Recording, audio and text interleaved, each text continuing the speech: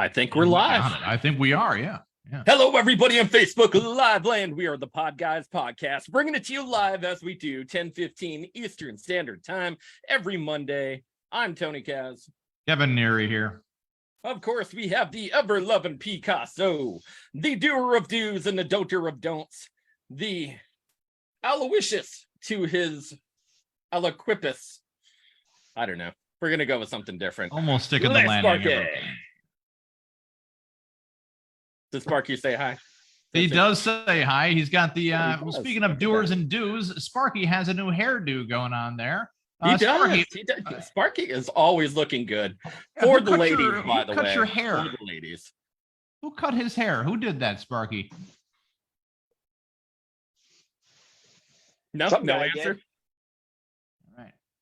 You know, I can't push the place because we're not getting sponsored by them. Who cares? Do it, Sparky. I will drop their name. Say the person's name then. Is it your mom? The guy's name right now. Okay, Daryl. Daryl. Does your mom cut your hair? Your mom's a saintly woman. Saintly. She gives great haircuts. Yes, excellent haircuts. Amazing meatballs, too.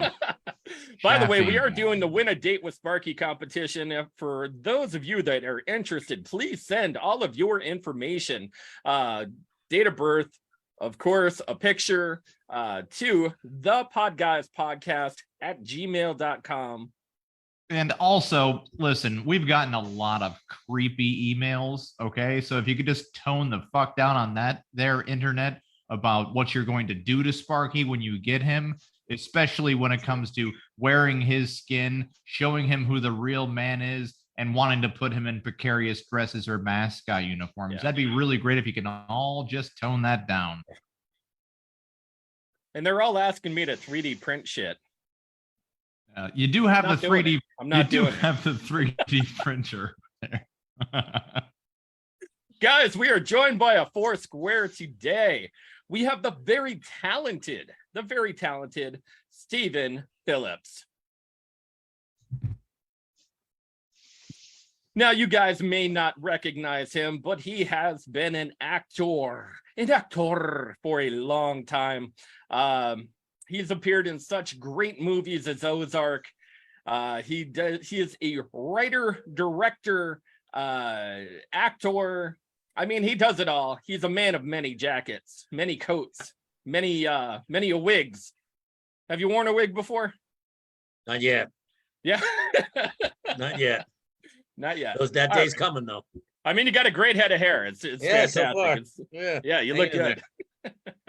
That's looking good right now. He's very well known in my realm right now for this movie Apocalyptic Life. If you have a chance, you're gonna want to YouTube it.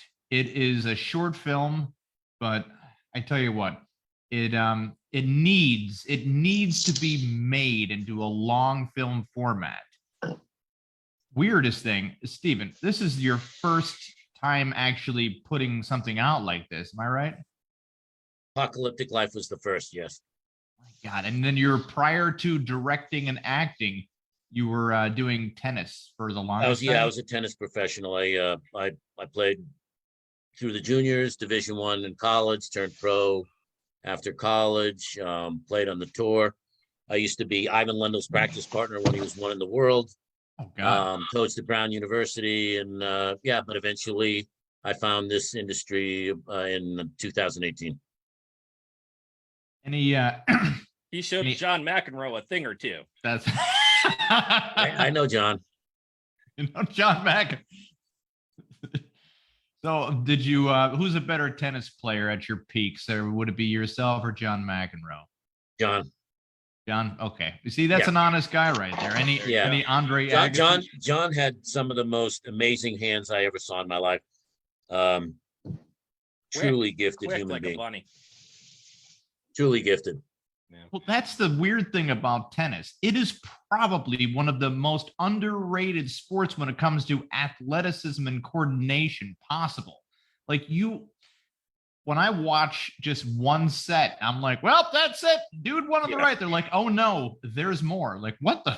What are you talking about? Well, There's more. When I would train kids, I'd tell them that, I'd say, look, I'm training you to be a ninja. I mean, you got to stay on your toes. You got to run all day in the sun for 3.5 hours minimum. And you're swinging at something as hard as you can the whole time. And you got to be able to think. So it's like chess at 90 miles an hour. So yeah, it's a brutal game.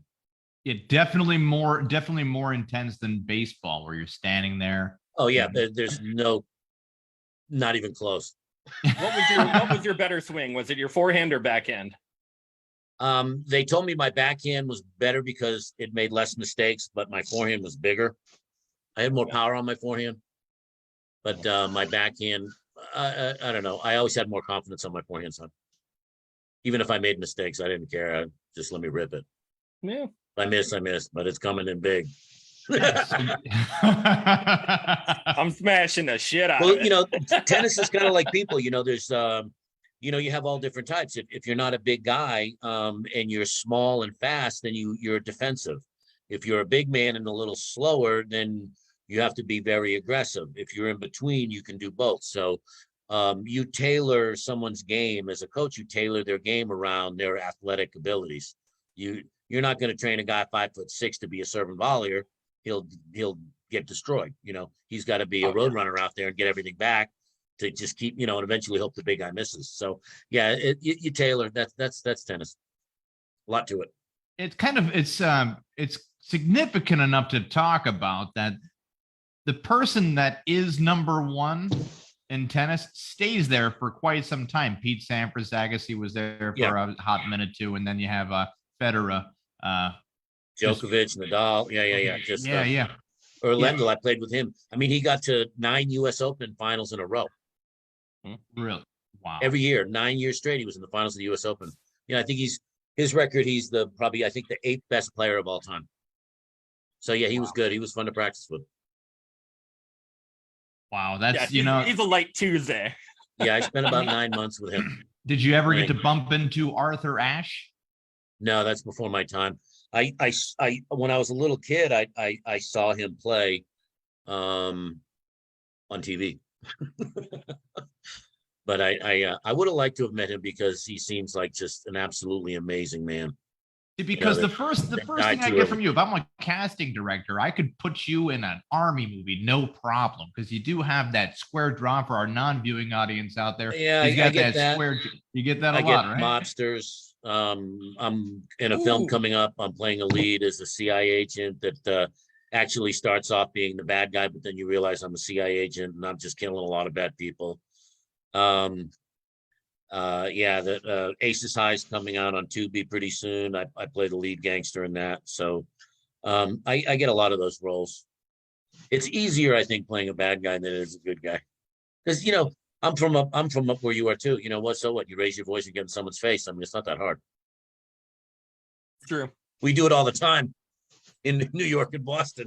Do you qualify yourself as a method actor, or? I don't know what I qualify myself as. I just an actor.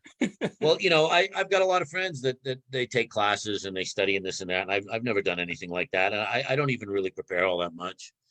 To me, the one thing I read once was that if you're an actor, that you can't try to act the part, you have to feel it. And I think because of the life that I've had so many experiences that they could have, this is what you're doing. I said, oh, I know that feeling. Like, I know that. And I can just take myself to that place. Especially if you've lived a tougher life. Normally people are easier to get into the acting business or easier to portray a character at a moment's notice to dig up that emotion and just portray it on camera correctly if you've been through enough. I'm not trying to say that you have to, enabling for you to be a better actor. If you have those experiences, right? Absolutely. Yeah. I mean, my story, I started off as a prep school, going to prep school in Fairfield County, the richest county in the United States. Traveling the world playing tennis, maximum security prison, living on the streets. There hasn't been much that I haven't seen. Did anybody ever underrate you on the Did anybody ever underrate you on the tennis court, just thinking that you were both cut from the same cloth, sort of thing? No.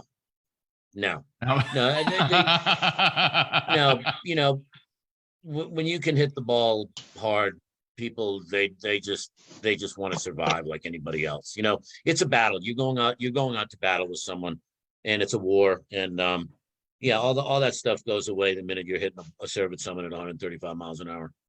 See, now you get those pretentious douchebags that are named like Chad, Thad, or Brad. Oh yeah, well, I mean, I grew up in Fairfield their County, went to daddy's prep little, school. Yeah, I mean, trophy they're boy yeah, who are they're living on the yeah, money, yeah, you know? Oh yeah, Sucking there's a on the- lot of them. Yeah, just Sucking ignore on the them. teat. Ignore them.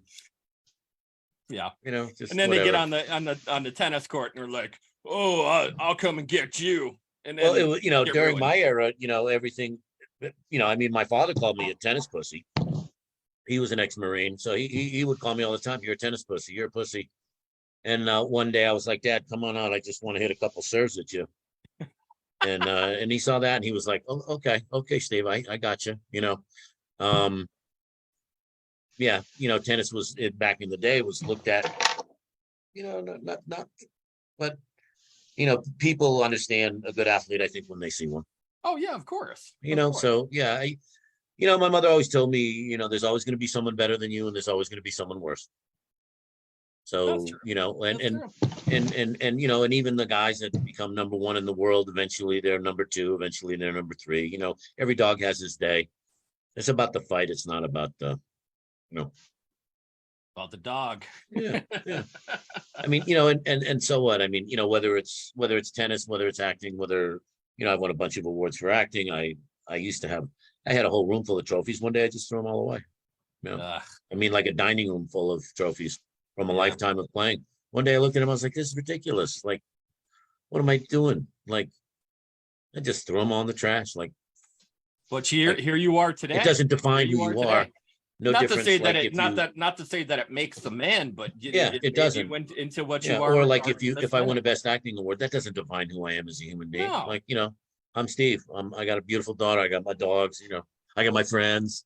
That's what counts in life. That's true. Yeah. Now I'm going to let you in on a little secret, Stephen.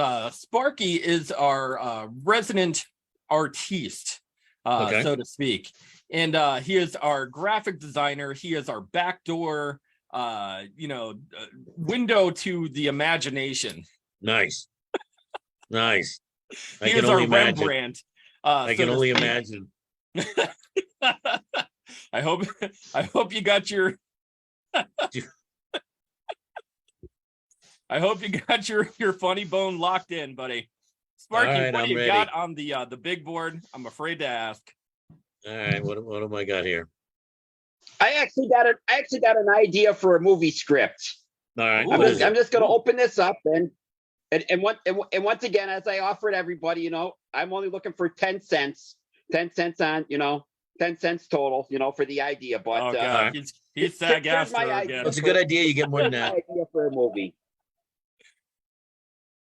It says a mobster posing as a tennis coach. A mobster posing as a tennis coach. So he has the gun hidden inside the racket in order to kill his opponents. But fantastic job, Sparky. Great job, buddy. Yeah, Sparky, amazing. Back in the day, they had, believe it or not, there was a TV show. I think it was Bill Cosby, but it was about an international tennis player that was actually a secret agent for the government. That was I Spy. So he's able to I Spy, yeah. So he's able to travel the world, but he was actually a secret agent. I could play that role. We need to make this happen again. Yeah. I don't know, Tony. I don't think we need to whiteface I Spy. No, stop it. Yeah, You. Maybe we should. Let's do it. It would definitely have a much I like better the mobster reputation. idea better though as a tennis coach. What's That's that, true. Sparky? They can go around and just I said roofie all the girls. I like the mobster posing as a tennis coach better than the I I like it Spy too, thing. Sparky. Steve, we're gonna drop some we're gonna drop a draft and we'll All right. we'll hook you up with that. Cool. Well, I write all my stuff, so yeah, bring it on. So for people that have, sorry I cut out there before. I mean, it's just, it did look like I was listening intently though, with my frozen face on there. Where I'm like, because I actually was in that moment. And then Zoom said an unexpected error occurred. Yeah. Unexpected error occurred. That sounds like crazy how it's only on your Yeah. end. No, it is not crazy because Zoom decided to update itself for 5 seconds. It says, Oh, hey, good. Wonderful. yeah. So thank God I'm not a brain surgeon right now, talking someone through virtually a brain surgery. Yeah. Or the patient would have died, Tony, is what I'm saying. Yeah. But you're right. I'm all right. Yeah. But the oh God. There, I lost a question now. You happy now? No, I have questions too. If you need me to Go jump for into a different question. Yes, sir. Oop. We lost Steven. No, wait, he's coming Yeah. back. All right, so I had a dog issue. that's all right. So, where did your love for the screen come into play? Especially for just trying it out. Well, I think I gotta let the dog out again. All right, we like humble beginnings. I think being tennis, I'm an extremely visual person. And I always loved movies. I always loved film. It was kind of a passion of mine of watching them, like watching everything. I used to joke about people with their movie IQ. I said people have a movie IQ. Like, you watch something with someone, they get lost. They don't know where it is. Or they'll ask you a question, then you tell them the answer, and then they say, no, you're not right. And you're like, you're the one that's lost in the film. So I would joke, say that I had a high IQ, high film IQ. But yeah, I just stumbled into it. I just actually stumbled into it. But the thing is that I wrote my book, All American Addict. I wrote that book in maximum security when I was in there for 45 days. And I was actually writing it standing up in a cell, dimly lit at night. Everyone that there is looking at 20, 30 years. It was for a misdemeanor DUI that I got after I went through I was going through a divorce, and I got a misdemeanor DUI. And because of my criminal past, and they put you in max. They put me in max. Well, yeah, they're gonna max him out. He's probably got the gravity guideline score is probably so damn high. Because they printed out Florida, and my printout was like that long, and I'm considered a violent offender. Which I'm not a violent offender. What that was someone came into my cell to hurt me, and I defended myself, and I hurt them in the process. But of course, it was, you're considered violent at that point. Who's gonna mess with a mobster? So they ended up putting me in max, and I was in there, and and at my age, I got into a couple fights with some people. That's just part for the course in there, and I didn't know what to do. I was talking to God, like what's my purpose? Like, after everything I've been through, why am I here now? And then I remembered the counselor that saved my life back in the mid '90s that got me on the right track. He always told me I needed to write a book. So I wrote 97,000 words in the next 30 days in max.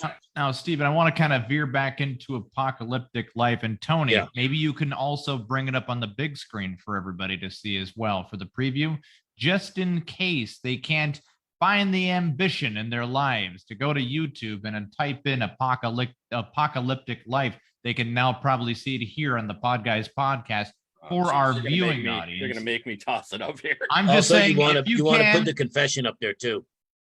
You can put the confession up there as well. Yeah.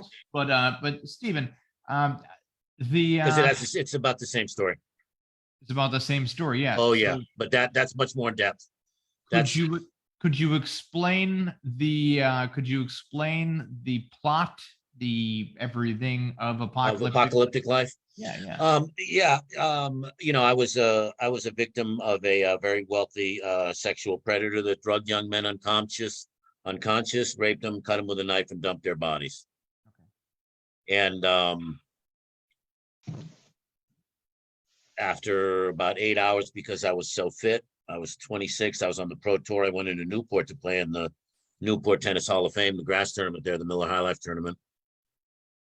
And yeah, just got just got into a bad situation, really bad. And the only reason why I didn't get cut was because I was in such good shape, and I never went unconscious. And he basically needed his victim to be unconscious to cut them. It's just plain and simple. Okay. And so the battle that I had that night, really, aside from what was going on, was the battle of fighting that drug and staying conscious, not having it knock me out. I was hallucinating. I was flopping on the ground like a fish. I couldn't control my arms or legs. Everything was blurry. Everything was just out of whack, and it didn't stop for hours.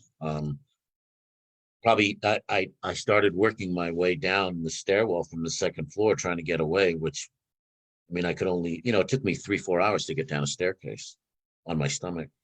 Jesus Lord. So it's a horror movie, pure and simple.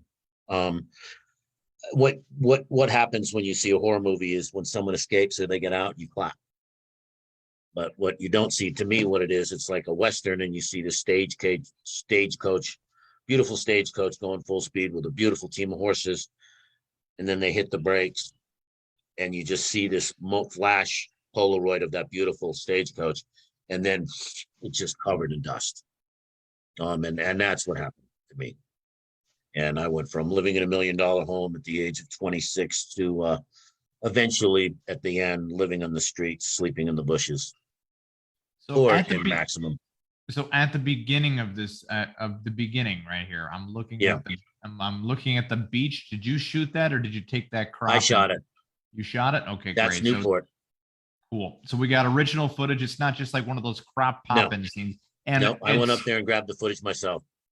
I figured you did. Okay, great. So we're starting off kind of slow. I'm taking up through the play-by-play right now of what I'm witnessing. And then we got Bellevue Ave, a nice little sign thing. So did you realize what you were doing at this point, of why you were showing the beach and then we're going to a sign, or no? Absolutely. And what was your reasoning for this? Well, what I was starting showing off was the and you got to remember, I did this on basically no budget, and I was doing it myself. I was showing the high society life of Newport, the beautiful beaches, the mansions. This is the top.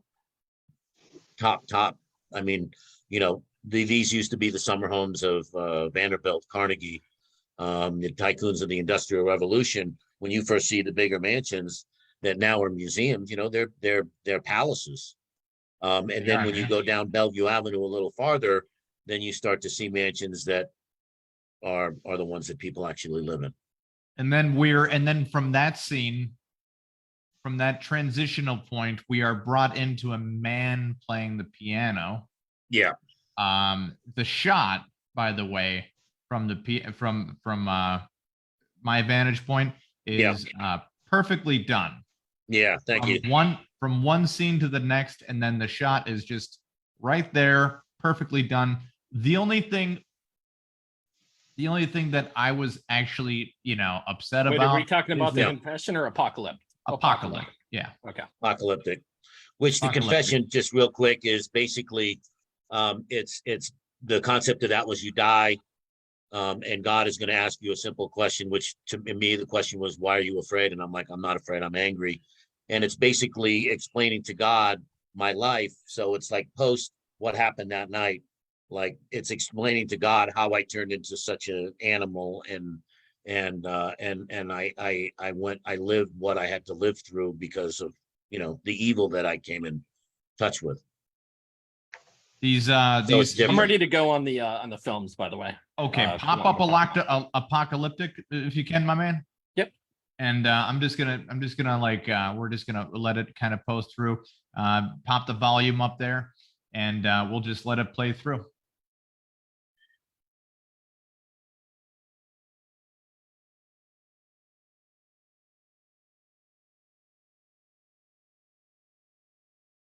Come on. Spiders delight in their eightfold vision and fantasize their murderous intention. Flies' demise, while unseen, is written clearly in translucent thread. That's the actual intersection of where the mansion was, Bellevue Avenue and Leroy. That's me playing on the grass at the Newport Tennis Hall of Fame tournament. Well, I was playing in on the grass there, not it's footage from currently. Tony, where's the volume on that, Tony? It's not playing out. Spiders weave dreams. Yeah, volume's all the way up, buddy. Dark fantasies. In 1986, I was captivated by a different. That's the actual mansion. See, I got something else playing on here. I don't know. Really? Is this from YouTube? Yeah. Yeah. I can see it. That's where the hands are tapping. Tuxedos and lived in borrowed mansions. That's the gate to the mansion.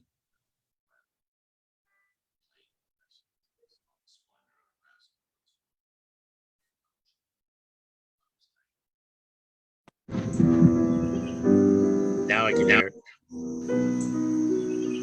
There we go. I would like to welcome everyone here tonight to my humble home. Summer is upon us, and America's Cup is here with us once again. Right now, all I see before me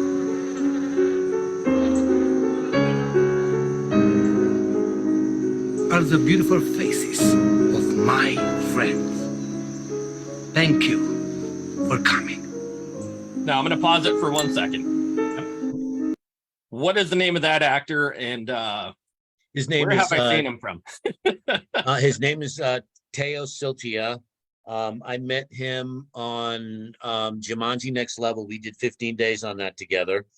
And when I first met him, I just wanted to punch him in the face. I mean, literally, he annoyed me so badly, and that's not normal for me. That's not a normal reaction. He was flamboyant, and I was just like, look at this asshole. And you know, and 2 or 3 days into it, I'm just getting angrier and angrier, and then it hit me like a lightning bolt that he reminded me of the gentleman in Newport. And once I realized that, I wasn't angry at Teo anymore. And matter of fact, I went out of my way to be friendly with him and to become a friend of his. I just thought that was very important. And then in time, I told him, I said I was thinking about making a film. I didn't tell him what it was about, but I said that he was perfect, absolutely perfect. I couldn't find another actor that could look like him, play him. And yeah, so, and then I eventually told him what it was, and he was happy to do it, and he did a great job. And in my, if I get funding for my, which I'm dealing with studio right now, they've wanted to get other names, and I'm like, nope, Teo is the guy. Yeah. No one else can do this part but Teo. Wow, that's cool. His line read is especially his addressing of the crowd is fitting for. Now, this is a 6-minute film, right? Yeah, and so basically, because you know, there's no dialogue; it's all visual. Yes, yeah. So this is well, that's the thing, Stephen. This is a 6-minute film, right? Yeah, and you are packing so much information in there. Yeah, into 6 minutes. It's astonishing. Yeah. So some people drag fucking 3 hours. Yeah, and it's all garbage. So Teo is, you know, he's high society, and like serial predators do, you know, they get off on their MO, or they get off on the fantasy of what they want to do to their victim as much as when they actually go through it. I think possibly even that is more to them than the actual process. I don't know. I've never talked to one, but it wouldn't surprise me. And so basically, and as the years went by, I always thought, you know, these people exist. They're, you know, you could be in a bagel shop and some someone's looking at their next victim and sizing them up. And for some reason, you know, how do we cover? We cover what we see, and they see something that they want, and they start hatching their plan of the evil plan of just evil crap. And so that's what this basically shows, is him at his own party, you know, high society, looking at someone, and then, oh, wait a minute, there's my next victim. And while he's entertaining his guest, he's fantasizing in his mind exactly what he wants to do. Love it. Love it. It's Yeah. it's a split with the music to Yeah. the back to the dialogue of how he's addressing the crowd as well. So it just kind of keeps you into the moment of, while he's being admired for not Yeah. only his ability to play the piano and entertain, he's Mhm. also taking that admiration into the next scene, because the piano music, the Moonlight Sonata, is somber and still playing as an ode to his ego and to his id, in my opinion, Mhm. just ready to roll. While he's speaking, he is I also love the beautiful but creepy nature. Mhm. And also the thing about, if you look at the way I put together certain scenes with the music itself, you know, the Moonlit Sonata has areas where it's kind of dark and has this heavy feeling, and then it has Yes. brighter areas to it, even though it's so similar throughout. And that's the reason why I picked the piece, because I wanted to match the video to the feeling of the music itself. And you got the And I crowd had to there. do it They're in not just- over. They're not. So I now, had to Steven, make you the got the film to crowd the there. length They are of- not of the overdressed at sonata. all. I beg your pardon? I'm sorry. You have the crowd. They're not insanely overdressed, but we do know that they're rich because because the main dude has a tuxedo on. You got somebody back there. Well, you got We- Colonel Sanders in the back. Yeah, that's yeah. yeah, that's Mr. Powell. Yep, he's a buddy of mine. He's a background actor in Atlanta, does a lot of stuff. Everybody here is all, except the guy in the middle is Aaron Cresson, who played me. He really literally took one for the team. He's actually an amazing tennis player. He's a very good friend of mine. Never had acted before, never did anything, but I knew he could do it. And I said, Aaron, would you? And he did it, and he did a great job. Everyone else is all professional, and Aaron just did it because he's my friend, and he wanted to support what I was doing. Oh, that's cool. Yeah. It's good to have friends like that too, that are You know, I've got, there you know, for you. that's why I'm just waiting on some money, because I've got, I mean, my camera guys from Marvel, my lighting guys from Suicide Squad, these are people I've met on set. They know my story. They know what I've been doing. They know I didn't get into this to become an actor per se, as actually to learn how to make a film and learn and to try to tell a story to help other people. And so I have so many people that are behind me. So many people that are like, let's get some money. Let's shoot this. You know, they're ready to go. No, yeah, absolutely. No, now the actor here, he has an accent, which always an accent Yeah, he's with a Romanian. tuxedo. He's Romanian Okay, so originally. what I'm saying is that always portrays a moneyistic kind of quality. yeah. Like, there's Yeah, he's always perfect. money there. You got an accent. Yeah. You got a tuxedo on. You got a nice little house there. Perfect. We're He's to an assume, international man of mystery. we're Yeah. to assume that this guy has millions of dollars. Yeah. Oh He yeah. is very Yeah. high class. He has tens of dollars. Tens Yeah. and 11s and Well, maybe you know, the even funny thing, chitlins. the real quick funny thing about the story is the guy that he's portraying, you know, had the king and queen of Spain at his house.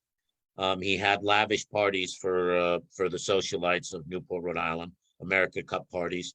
And he ended up getting busted. And so did the vice president of the Newport Bank and Trust. Somehow he got his hands on the vice president. My guess is it had to do with some sordid sex shit, because he basically blackmailed him. But the vice president wrote $1.6 million in fraudulent loans so he could support his lifestyle. And the mansion, if you look at my words in the beginning where I say, I was young, I was naive, and I did not know that spiders dressed in tuxedos and lived in borrowed mansions. The mansion that I showed was never his. It was owned by a 90-year-old woman that somehow he conned his way in there. And not only did he fool high society of Newport, that he owned the place, he actually conned the vice president of the Newport Bank and Trust to give him 1.6 million to sustain this lavish lifestyle. And that's what he went to prison Crazy. for. He didn't go to prison for the sex shit. Newport didn't want that to come out. And that's simple. Wow. Tony, you want to continue the? Yes, sir. All right, we're going.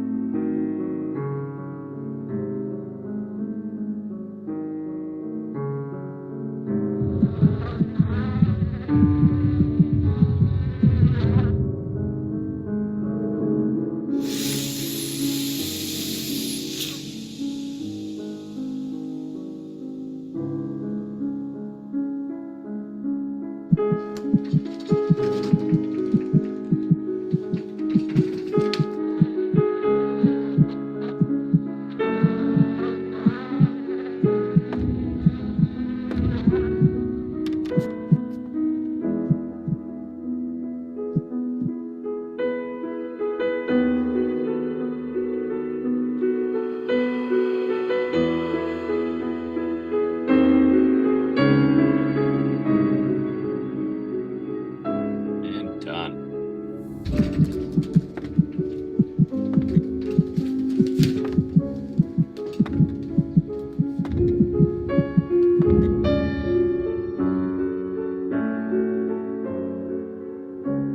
Hey, yo, it's fucking perfect for this. I love it. Love it.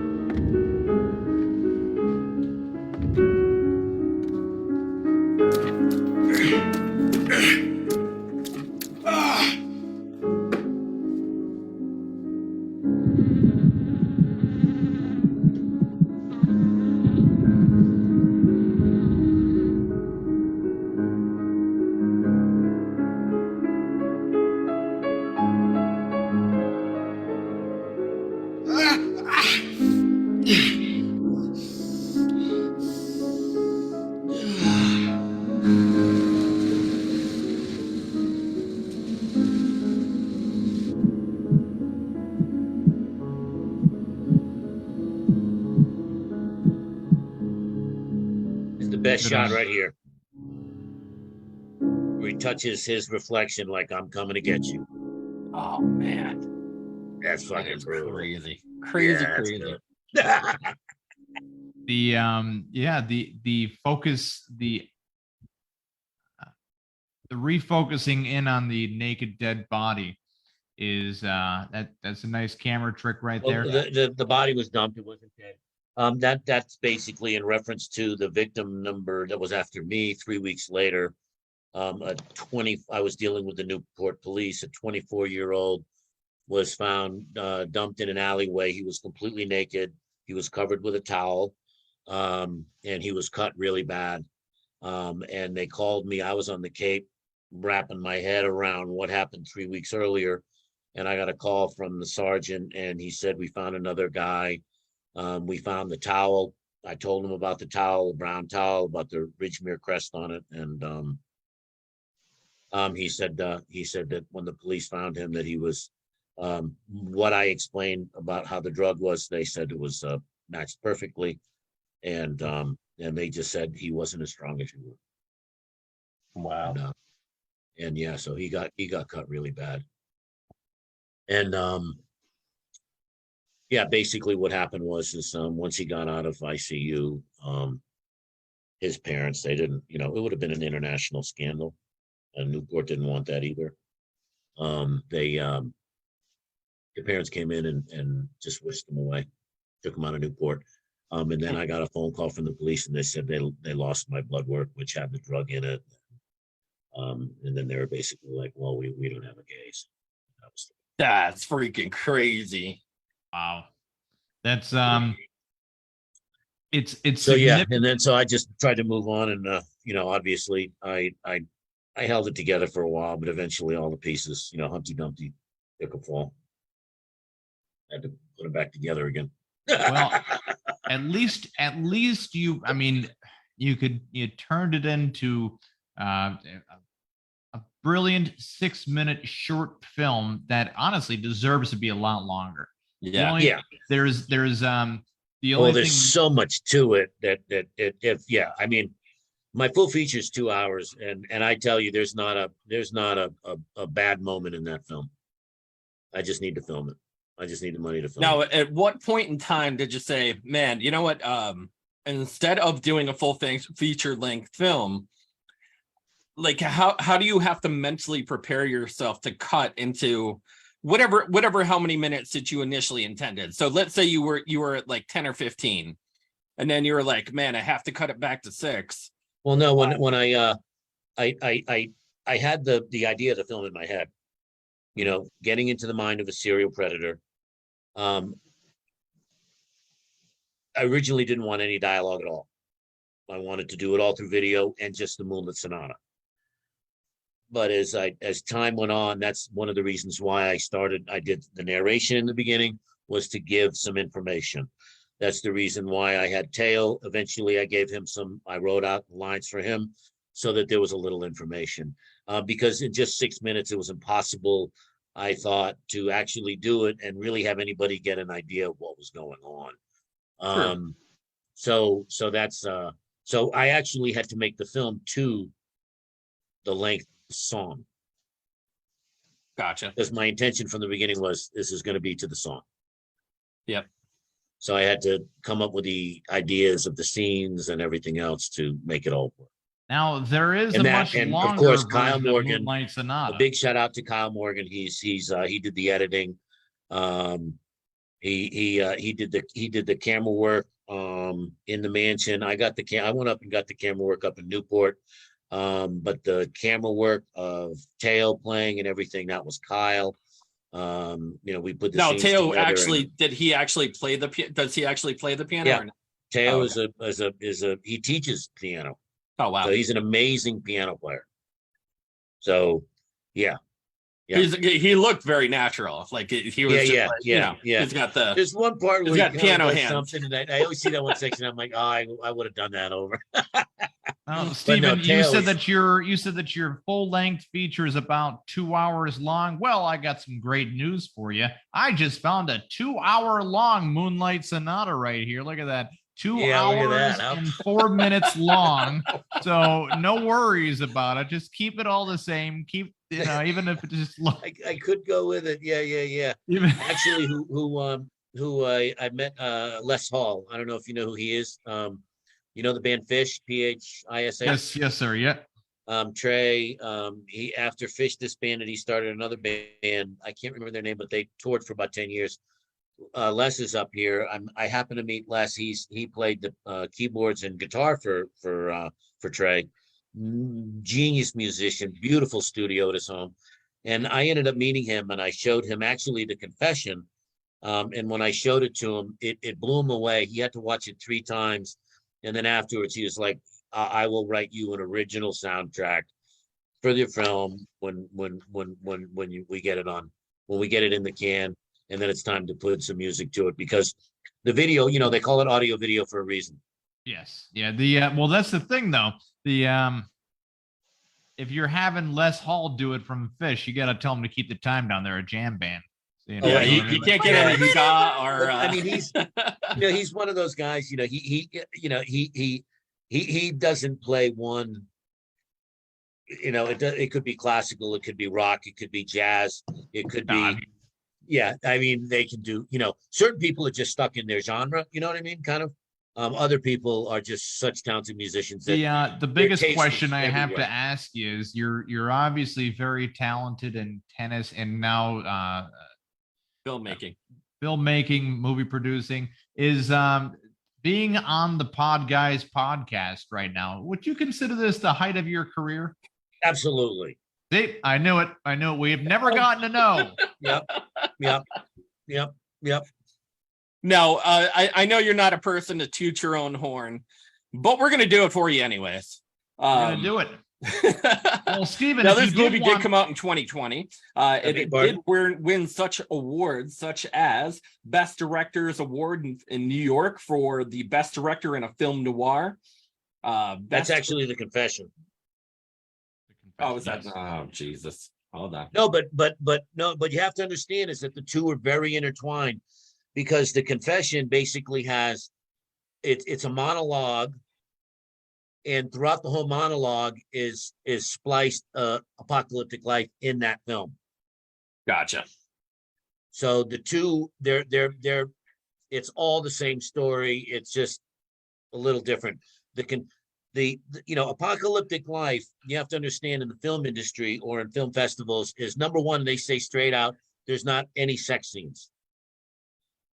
Yeah. Well, I'm just showing them stuff that shows a man-on-man rape scene. Oh, yeah. So Yeah. obviously it's not something they're looking for. It's not something they want to show to the public. The feedback I got about how the film was amazing, but they're like, sorry, we can't show it. I think that is the necessary part right there, honestly. Yeah. Yeah. Especially with the bug noise, the buzzing. It The shows buzzing The of the spider fly. says to the fly, right? The It was- spider says to the fly. So as he's going down with the cocaine, you hear the fly buzzing around, and it sounds like the fly's hurting and it's about to crash. But normally, whenever you see a fly or hear a fly, it's in a dirty, disgusting area, right? Yeah. Yeah. It's a portrayal of something filthy.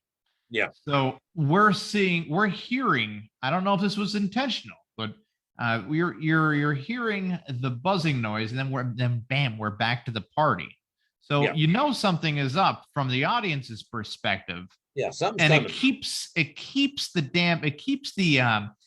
the attention, not just to hold the attention, but it keeps the attention curious Mhm. for the next scene. Now, the Well, I think- man-on-man rape thing, that was also showing the audience exactly what was going on. But you have to do it that way right up front, because you don't want people to assume that it's man on woman.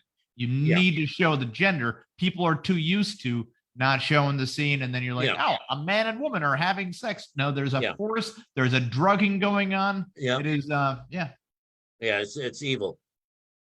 Oh yeah, rape is evil. I mean, Yeah. of course, this is a movie that Danny Masterson could have starred in without any problem at all. Yeah. Did you reach out to him at all, or no? No, sure. Work release. He's a little busy for 30 years right now. Well, Steven, you're a healthy He's on guy. You can vacation. wait, right? Yeah. he's on vacation. on vacation. I'll be long gone. He's in a swanky 30-year lockup somewhere.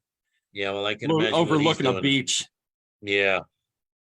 Yeah, he's Yeah. That's the thing though. He's already working on a comeback. After he's out of jail after 30 years, he will be in his own 70s show, because he'll be in the age of 70s. That's Yeah. true. Yeah. It's a terrible thing. But yeah, the Confession movie. Now you got that out there in 2020, correct? Yeah. Okay. So that is like how you're ready for this big push. That won massive amount of awards. Yes.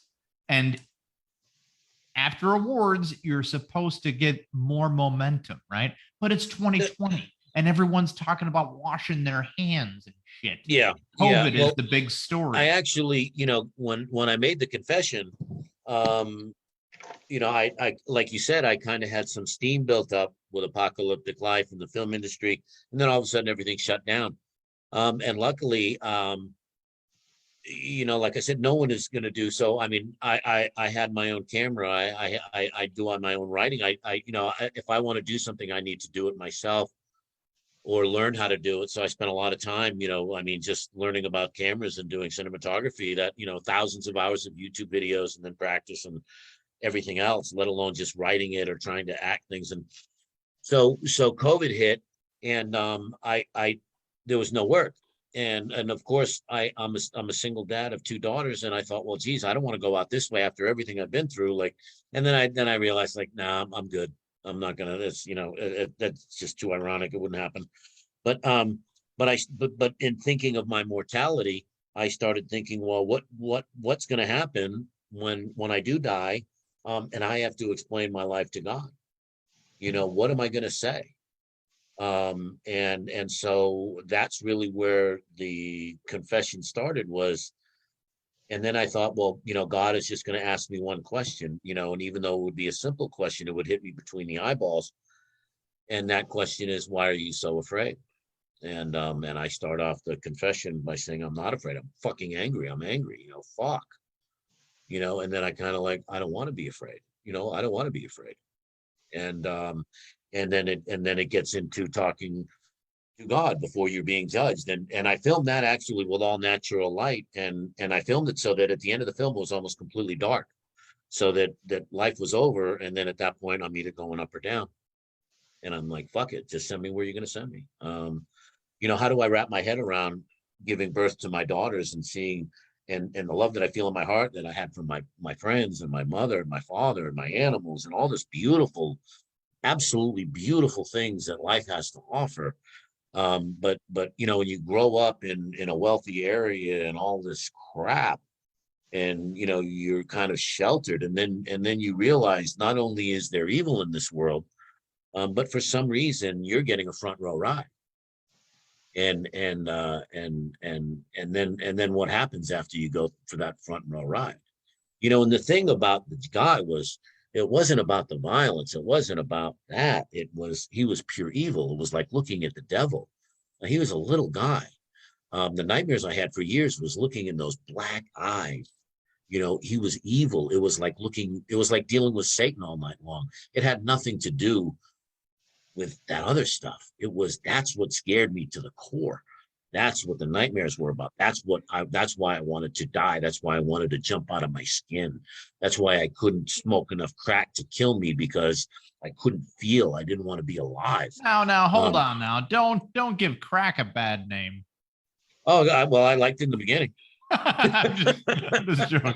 There you go, ahead giving crack a bad name. Holy Lord. Well, we're going to pop up on the screen. It started with coke, but the whole reason why was because a lot of people aren't informed about how cleaner of a drug crack cocaine actually is, compared to its street powder form. Well, let's not out ourselves here. The reason, in all seriousness, after the event, and I went down. I mean, I was running some of the best resorts in Florida, Marriott Beach Resort, Sandoval Harbor Resort and Spa. I coached at Ivy League, but my nightmares were so bad. I would wake up and just covered in sweat, and I got to a point where the panic attacks in my car when no one was around. I just didn't want to fall asleep at night. And when I went down to Florida, it happened to be around, and I was like, hey, wait a minute, doing a line here and there works great, because then I don't want to go to sleep, and I'm okay. Like I'm afraid to go to sleep. I'm not afraid of life. I just don't want to go to sleep. I don't want to get into these nightmares. I don't want to see this guy coming at me anymore. And that was to fix the problem. But then that just compounded on it. So we're gonna play through the confession. If there is any particular spots you want to stop on to give people a little bit of insight on who characters at any time, just let Tony know. It's a monologue. It's just a monologue. Beautiful. So, yeah. Slowly if it gets too long, just. And your last tennis ball has been put into play. Darkness will fall upon you, and new life will be born.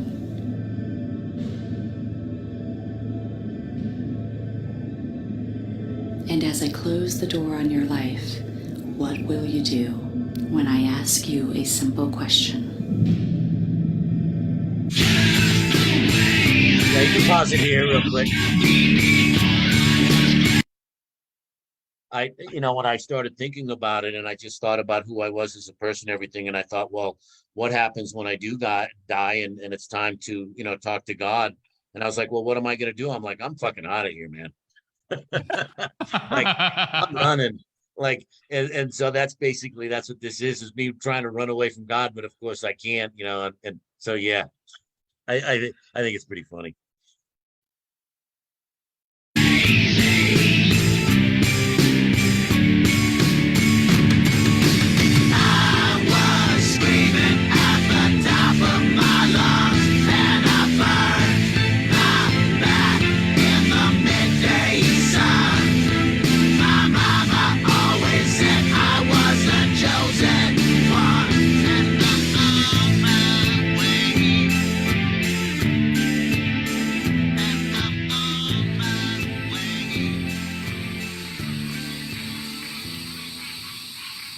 What are you afraid of? I'm not afraid. I'm angry. I'm fucking angry.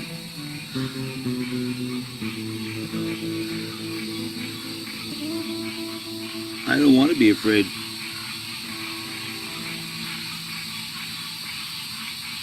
I was 26.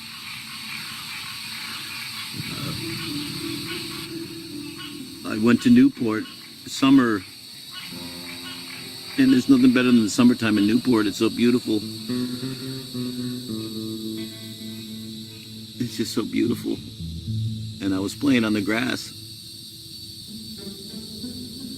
And all I was hoping for was to have a good tournament, make a name for myself.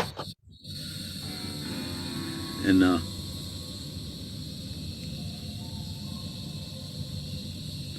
my buddy Steve, he managed the mansion on Bellevue Avenue, and he invited me over to see the mansion. You know, he knew I came from money. He knew that my parents had money, and I knew what nice things were. Blah blah blah. And he wanted to impress me. I finished playing that day on the grass. Yeah, it was so beautiful. You know, 3 hours of just paradise. And when I left the club, I decided before I went over to the mansion that I wanted to do a little cool down.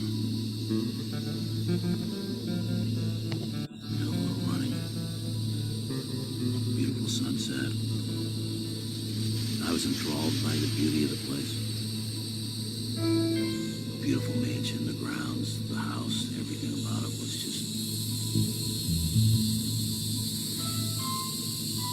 what I was wanting for in my life. You know, I wanted to be successful. I wanted to be successful at tennis. And I knew tennis could get me there if I was good enough. And I went over and I met Steve, and when I met Steve, I was sweating. I was still sweating from when I was playing. It was just like a typical day playing tennis. You're out running around, you're just having so much fun, and then I went for my run afterwards, and you know, I just remember I was still sweating, even though I was in a cool down period. I was still sweating, and I went in through the kitchen door, and there were servants running around, and then all of a sudden, you know, he came out of nowhere, and he dismissed Steve, and that was the first time we met, and it wasn't the last. A couple nights later, I get a phone call at about 8 o'clock. I don't know how he got my number. I don't know how he knew where I was staying. And he invited me over to talk about sponsoring me on the Pro Tour. And it was a dream come true. It was like gumballs bouncing in my head. Just thinking I don't have to stress out about money anymore. I don't have to worry about where my next dollar is, so I can just play another fucking tournament. just want to practice. I just want to play. And I'm thinking and feeling this freedom that, like, all the hard work that I've done is about to pay off. That I finally made it. And I get a phone call. I go over to the house. The minute I got there was no servants. There was no one. And I had this uneasy feeling. And it was a feeling that you gave me. And I didn't listen. I didn't listen. You know, I was blinded by what I wanted.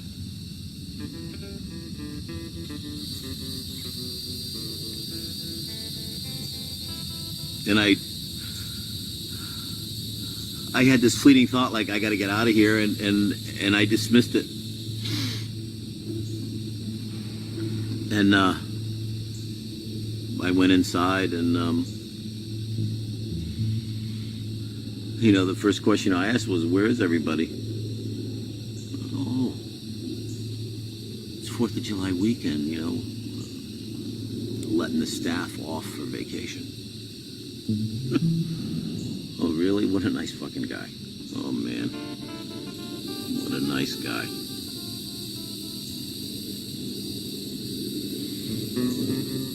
So I pushed those thoughts aside, you know.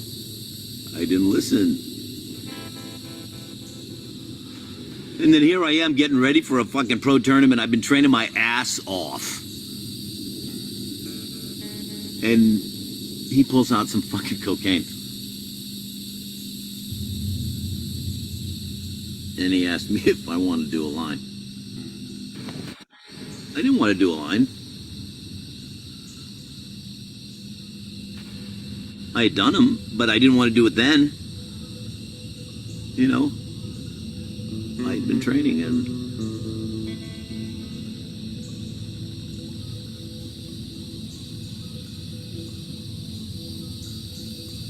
but I wanted to be successful. I wanted to prove to you and to everybody else, to my parents, to everybody, that I could do something, that I wasn't a fucking failure.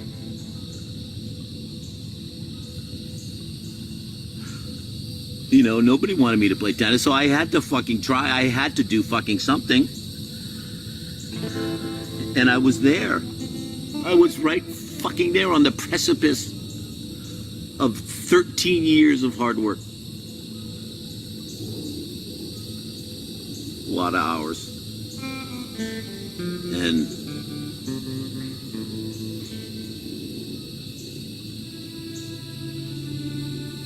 he handed me a marble platter. And I didn't even get halfway through the line. I didn't get halfway through. And I just looked up. And I looked at him and I said, "What did you give me? You know, what did you fucking give me?" And I went from being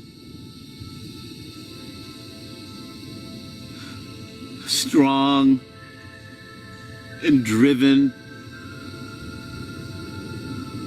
and just full of fucking love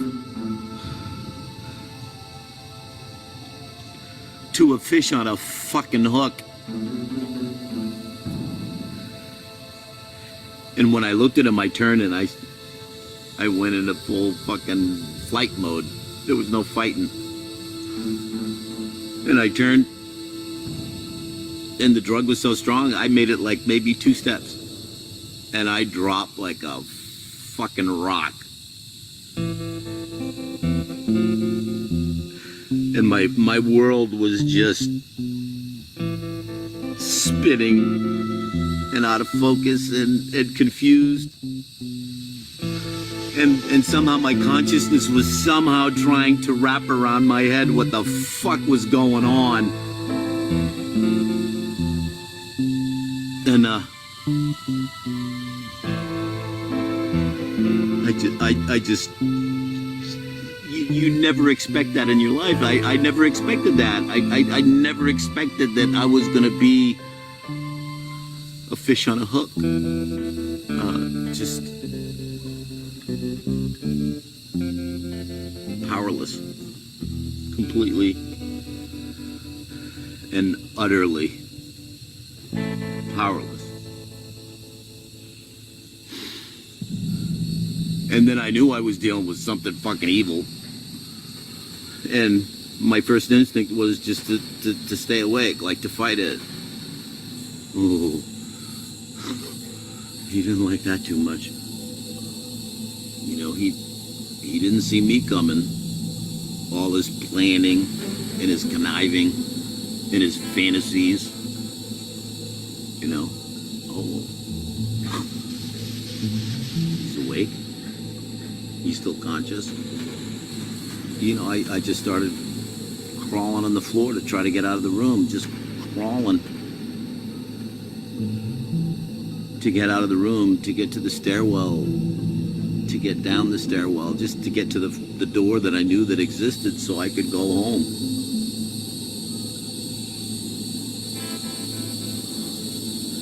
And it just took so long. It was just fucking endless. It just didn't stop.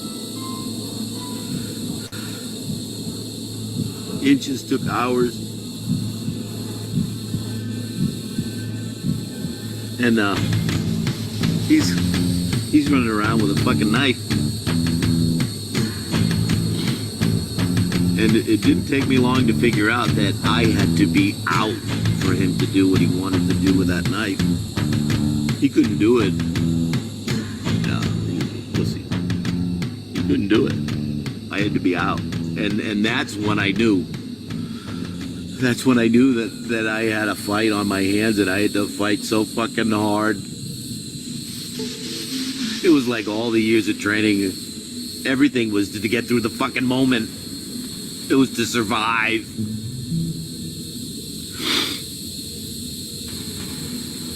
But I knew if I didn't go under, that I was taking some of his power away. And the evil that existed. The pure evil. I mean, give me a fucking break. How do you give someone the joy of looking at their child and seeing the love that you feel in your heart or that you grow up with, hoping that the world is a certain place, and then one day you realize how fucking wrong you are, that it's not what you thought, and that there's evil in this world, and buckle up, fucking Dorothy, because you're getting a front row ride. That's a fantastic line, by the way. Love it. Those crickets were real. I don't know how. I just hung in there. You know, and then you showed yourself. It was dark. And just always seeing that face. You know, that face coming at you. You don't want to fucking see that shit.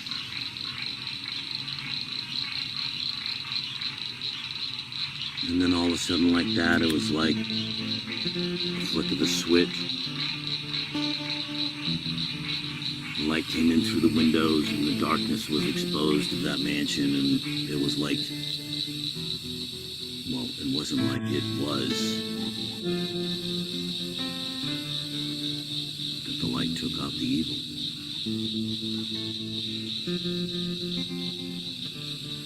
And I got out.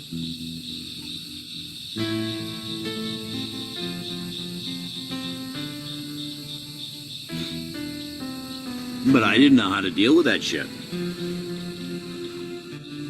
I didn't know how to deal with it. Nobody knew, really. And I just started. I mean, you know what I turned into? I turned into a fucking animal. Prison.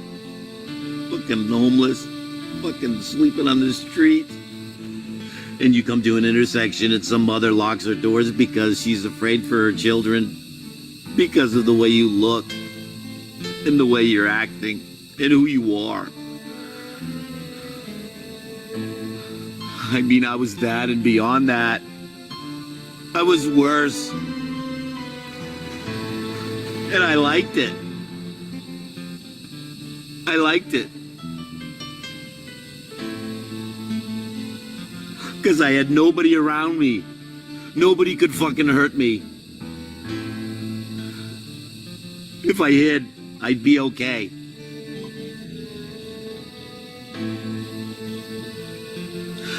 But I could only hide so long. I mean, how can I ask for your love and your forgiveness? Of course I'm fucking angry. Of course I'm afraid. You gave me so many opportunities, but, you know, it's like, fuck. Just give me a little more time. Just give me a little more time.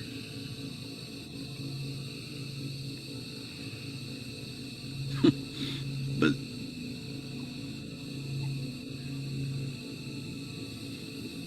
there's no more time.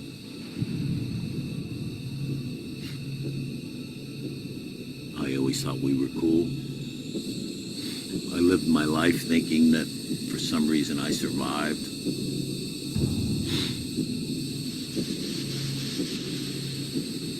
Because I could tell a story of your saving me over and over and over again.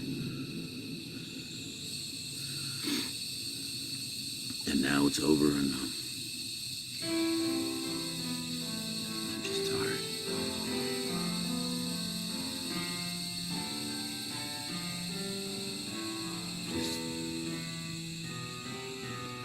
I don't deserve any more chances.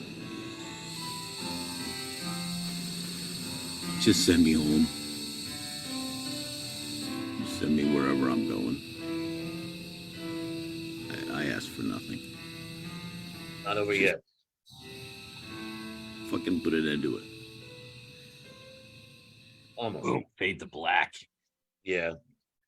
Well, if you're just joining us right now, we're watching The Confession with the actor himself.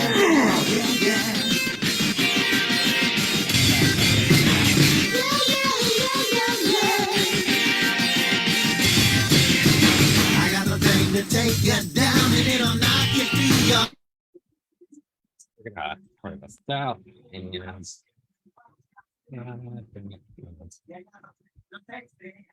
There we go. All right. Go ahead, Kev. Yep, if you are just joining us right now, that was the act. We have him on the show right now. Stephen Phillips.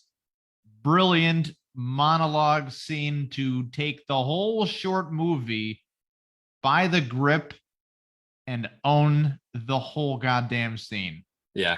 That was 10 out of 10 acting right there, Stephen. Okay. Thank you. It's very good for, you know, people that I'm going to don't critique one thing. Critique You know what would have made it better for me if you were like, if the snap went like that and then it went to no sound at all. Yes. Yep. Oh yeah. Same here. Yeah. That's Yeah. one little wrinkle I saw. I'm like, Which- oh man, that would have been, that was like, I felt like a missed opportunity where he said, then it all just went to, and then Went if to you black. blacked, Yeah. if you blacked out right there And and just then kept had it the, black. and then, well, not only just kept it black, but the next scene transitioned into your character getting up and all that nice stuff. Then you narrated over from that idea. That Yeah. would have been flawless scene into the next scene. And Yeah. you could have narrated, or you could have just left no narration. And then you already have the audience captivated by the whole monologue to begin with. So if Yeah. you went like that and then you go black and then into the next scene, there could be no words to follow up from that. And you could just watch the actor get up there and they are filling in the monologue all for themselves from that point. Yeah.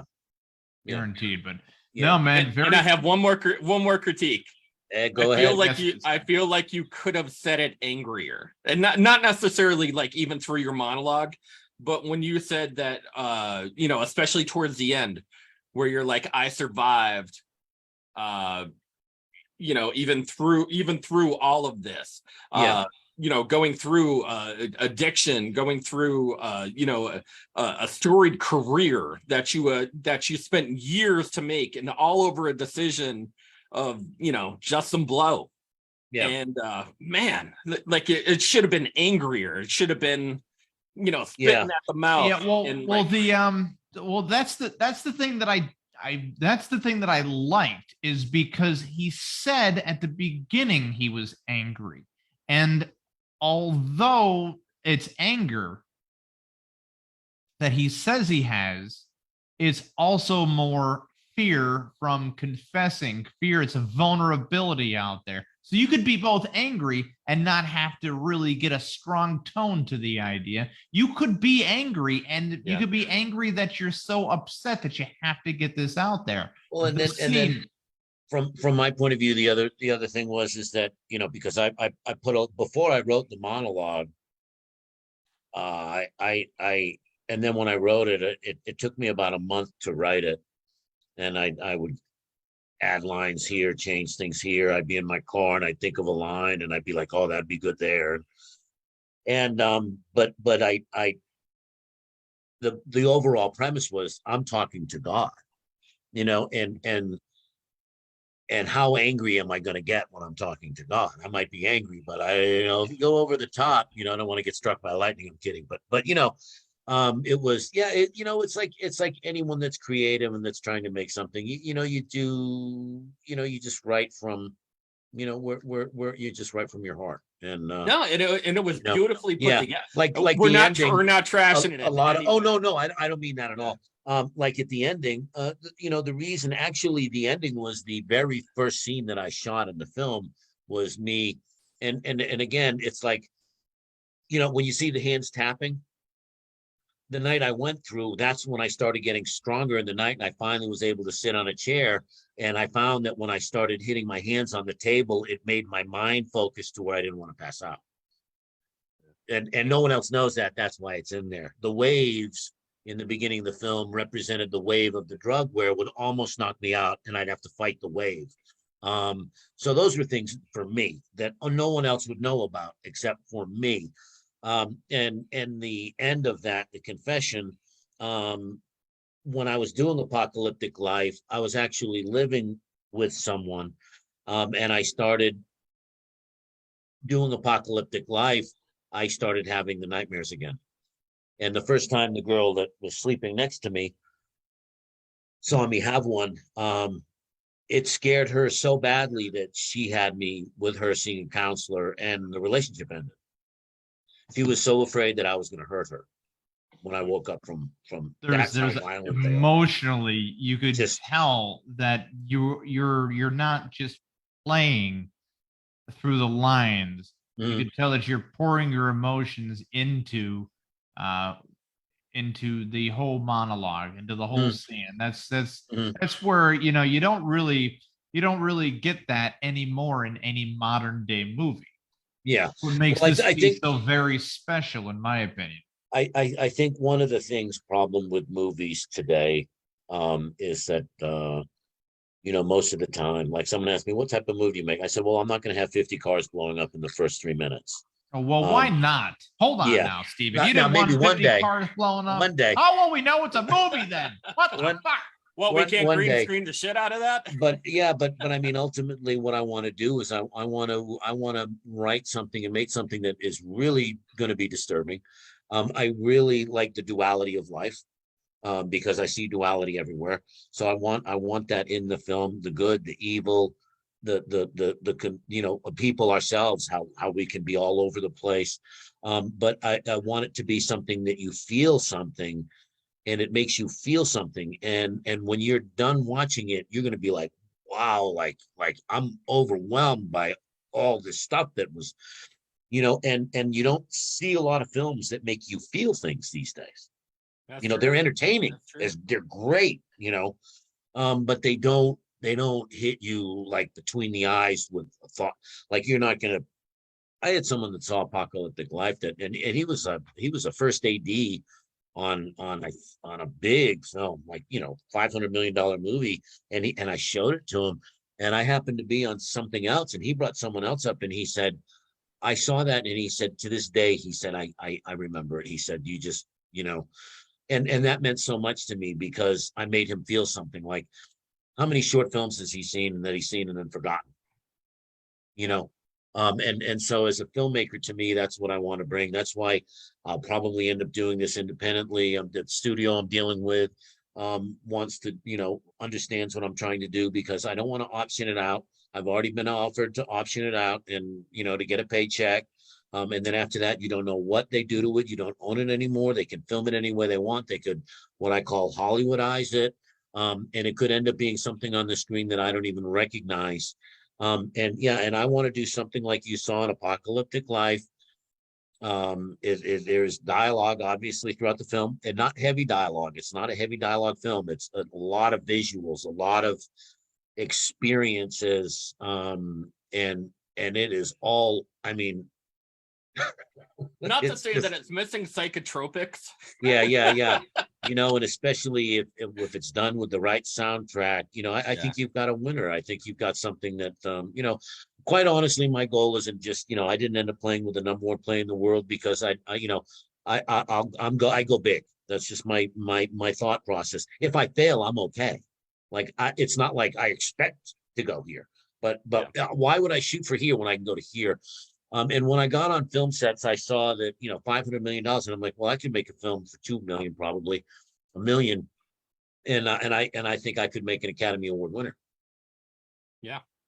I honestly do, or something that could be, I don't see why not. I honestly don't see why not. By the way, me and Kevin would love a role in your next film. If you have any available, I have been typecasted as a tennis rapist. So nice. Nice. I know. Well, you know what? I play it very well. It's true. I can picture that. Yeah. Well, we could have you two in the shower scene. He could bend over and wow. Hey, you know what? Wow. I have a lot of experience Tony in the could, shower. bring it home.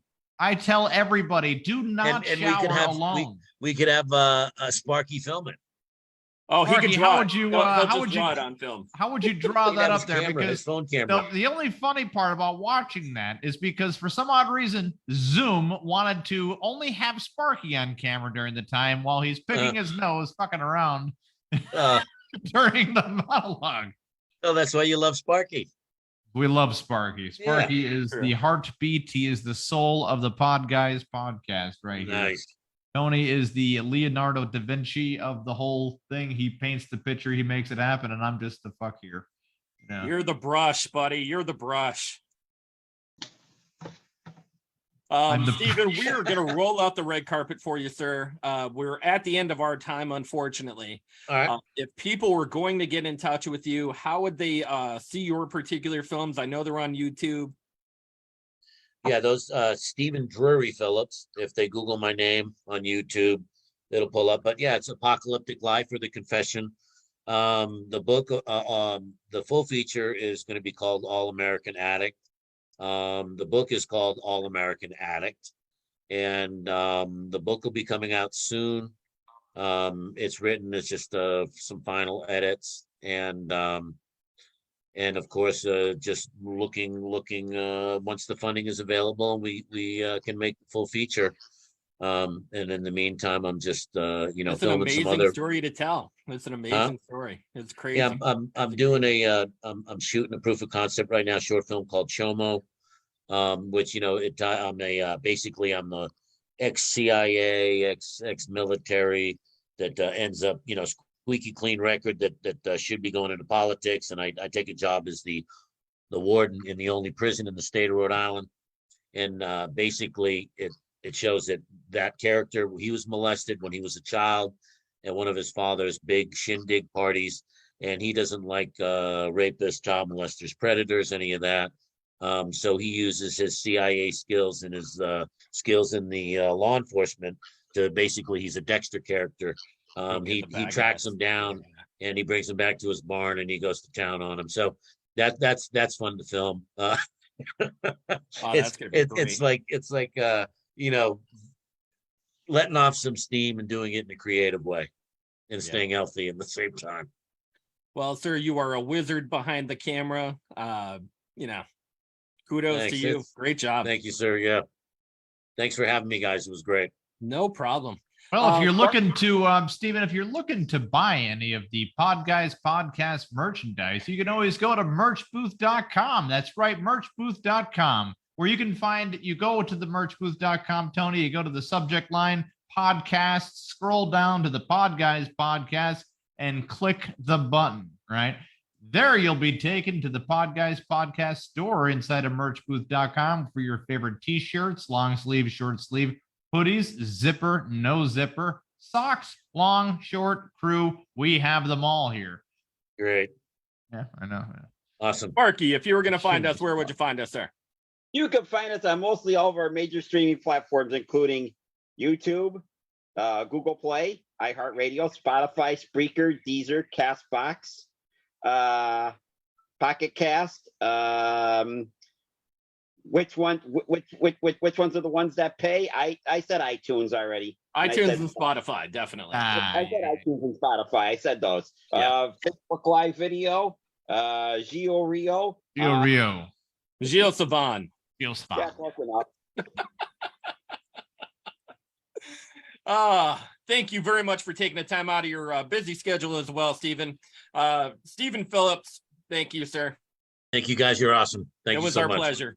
Yeah. Guys, make sure you share below. Watch the videos. These are fantastic movies. Check them out. Go to YouTube. That, and if you're watching it here, you're watching it with the creator. With the creator. A little bit How of good is backdrop. that? Little bit of Yeah, and they backdrop. can, Stephen Drury Phillips, they can reach me on Instagram or Facebook. I use my full name. So if someone wants to reach out, they want to get If involved. they want to they reach, might if you wanna- can't get in touch with Stephen, you can always take a rock, put a note, and throw it through the window. Hopefully the Amen. window is open. Wow. Yep. Yeah, how about don't do that? Yeah. Pigeon, carrier pigeon. There's many ways to communicate. All right. Thank you guys very much for tuning in. Make sure you share below. We're the Podguyz Podcast. I'm Tony Cass. Kevin Neary. Of course, the ever-loving Picasso. Les Marquez. Have a great night, guys. Good night.